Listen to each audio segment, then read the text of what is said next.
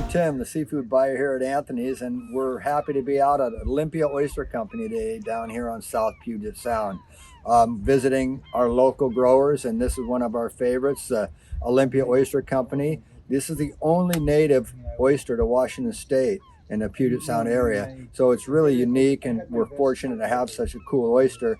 And from here we can travel all around the South Puget Sound area and visit many of our local oyster growers who are going to be featuring their oysters in Oyster Month.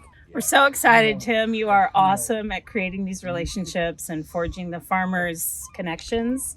How did you come across this partnership? You know, we just knew way back when I started really learning about oysters and how they're grown and where they come from, and I discovered that there's this little tiny gem of an oyster that's actually the only native one to Puget Sound. All I knew about oysters prior to learning all this stuff was the Pacific oyster. And once I discovered that, it's like, God, we have to be part of the Olympia oyster world here. So yeah, that's cool. And we're gonna really kick it off big this year and bring back the trainings, and we're gonna do the slurps, and we'll feature this oyster along with a few others.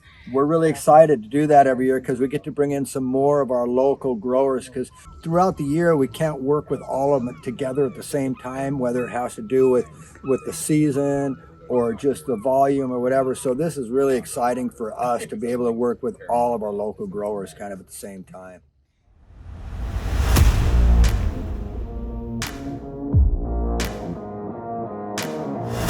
Dan Wilson, we like to call him Oyster Dan, the expert on all things oysters, and it's a pleasure to spend some time with him today. Puget Sound Alliance has restoration gone out and planted Olympia oysters in certain areas, and you'll hear in the news that Olympia oysters have been saved, and they're only saved for about sometimes 6 months. They need to sit in water, so they're really just sitting in shallow pools if there's not a dike built especially for them.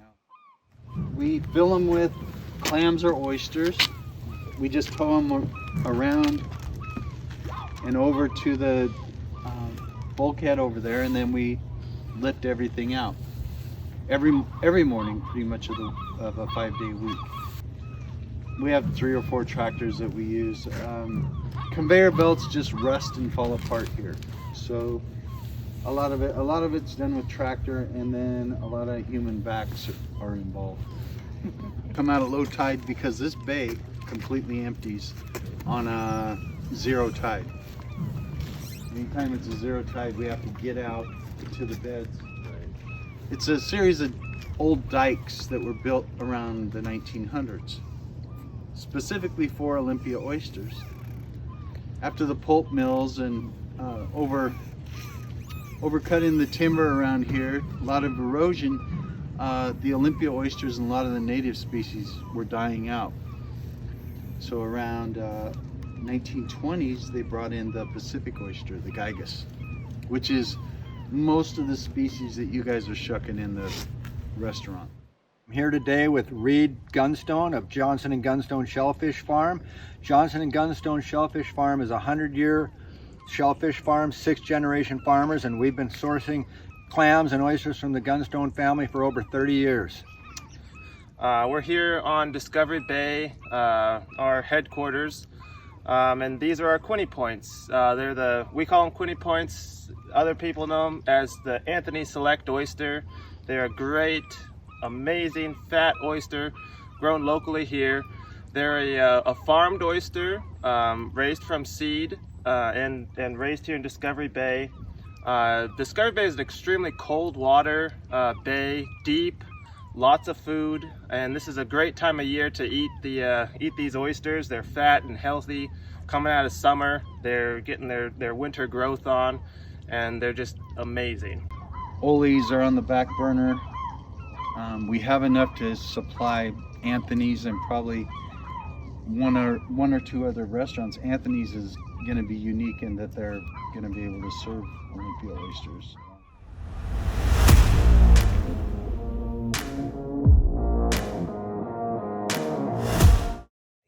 having tried these oysters, I didn't realize how different each one could taste just from the same batch.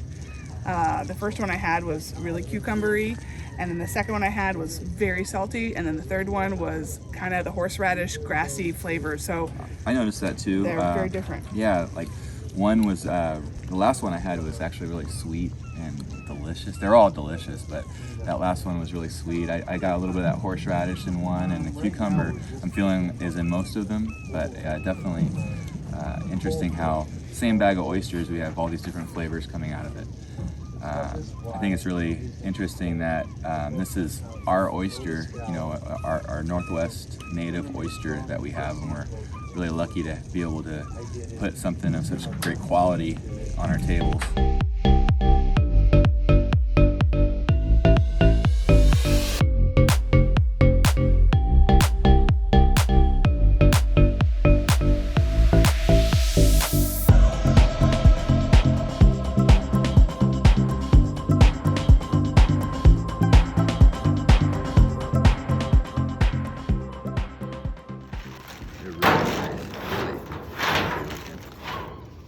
You said they're 5?